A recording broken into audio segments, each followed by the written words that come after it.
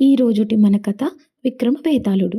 ఒక గాఢమైన రాత్రి మహారాజు విక్రమాదిత్యుడు అంధకార అరణ్యంలో నడుస్తూ మెరుపులతో వెలుగుతున్న ఓ వింత వృక్షాన్ని చూశాడు.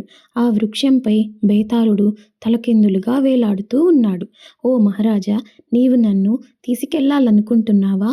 అయితే విను, ఈ కథను పూర్తిగా విను అని చెప్పాడు. నీకు సమాధానం తెలిసి కూడా మౌనంగా ఉంటే నీ తల పగిలిపోతుంది. లేదు అని సరైన సమాధానం చెప్తే నేను తిరిగి చెట్టు మీదకి వెళ్ళిపోతాను అని చెప్పి కథను ఇలా మొదలుపెట్టాడు బేతాళుడు. ఒకనాడు ఒక గొప్ప రాజ్యంలో రాజకుమారుడు సత్యవర్మ జ్ఞానం, న్యాయం, మంచితనానికి ప్రఖ్యాతిగాంచాడు. అతని తండ్రి రాజ్యాన్ని అతనికి అప్పగించాలనుకున్నాడు. కానీ అప్పుడే రాజ్యంలో ఓ అద్భుత సంఘటన చోటు చేసుకుంది. ఒకరోజు ఓ సన్యాసి అతనికి ఒక ప్రకాశవంతమైన రత్నం అందజేస్తూ ఇలా హెచ్చరించాడు. ఈ రత్నం మహాశక్తివంతమైనది, కానీ ఇది నీకు ఆత్మను పరీక్షిస్తుంది. దీనిని ఎలా ఉపయోగించాలో జాగ్రత్తగా నిర్ణయించుకో అని చెప్పాడు. ఆ రాత్రి సత్యవర్మ నిద్రిస్తుండగా కలలో అతనికి ఓ ఆలయం కనిపించింది. ఆ ఆలయంలో సత్యమూర్తి విగ్రహం ఉంది. అక్కడ ఒక శబ్దం వినిపించింది. నిజమైన రాజు అవ్వాలంటే నీవు నీకేలా ముఖ్యమైన దాన్ని త్యజించాలి అని వినిపించింది. వెంటనే అతను తన నమ్మకస్తుడైన సేనాధిపతి విరాట్తో ప్రయాణం మొదలుపెట్టాడు. అరణ్యాలు, పర్వతాలు దాటి ఆ ఆలయాన్ని చేరుకున్నాడు.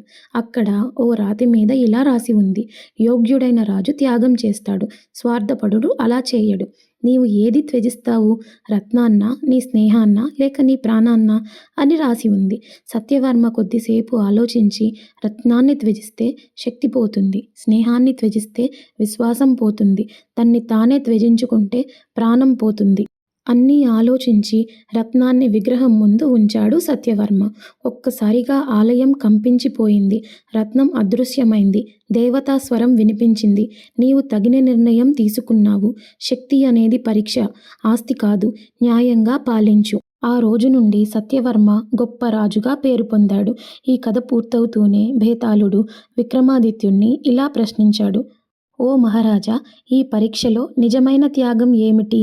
వెంటనే విక్రమాదిత్యుడు: ఇది త్యాగానికి సంబంధించిన పరీక్ష మాత్రమే కాదు బేతాళా, ఇది జ్ఞానం, ధర్మానికి సంబంధించినది. త్యాగం మాత్రమే కాకుండా సరైన నిర్ణయం తీసుకోవడమే అసలైన రాజధర్మం అని బదులిచ్చాడు. వెంటనే బేతాళుడు తిరిగి చెట్టు మీదకి వెళ్ళిపోయాడు. సమయానికి తీసుకునే సరైన నిర్ణయమే నిజమైన బలం. అంతేకాని శక్తి అనేది ఒక ఆస్తి కాదు, అది కేవలం పరీక్ష మాత్రమే.